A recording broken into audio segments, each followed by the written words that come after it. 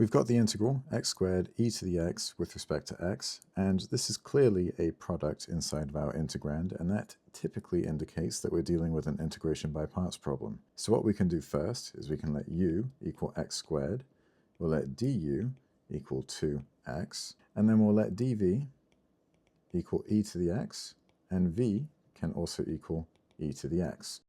And because it's integration by parts, we start by going across, and then we'll go down over. And so let's go ahead and go across. We'll have x² e to the x minus the integral now down over. We'll pop a 2 out front from here, and then we'll have x e to the x here with respect to x. Now, continuing, we'll have x² e to the x minus 2 parentheses now. We've got u equaling x again, du equaling dx, dv is now e to the x, and v is also e to the x. And so since we're doing integration by parts once more, we'll go across and then down over.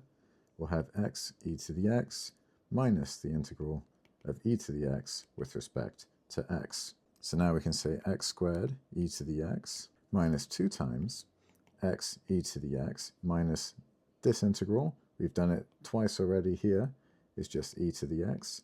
And we'll throw a plus c at the end because we're dealing with an indefinite integral with no bounds. We must add a constant. And then just to polish it up, we'll say x² e to the x minus 2x e to the x plus 2 e to the x plus c. Another way to write this could be if we pull all these e to the x's out, we could say e to the x times x² minus 2x plus 2 plus c. But really, either of these solutions is entirely valid as a solution to this integral. If you have any questions, or if you've got any other calculus or physics-related problems that you'd like me to solve, put them in the comments below. I hope that you found this helpful.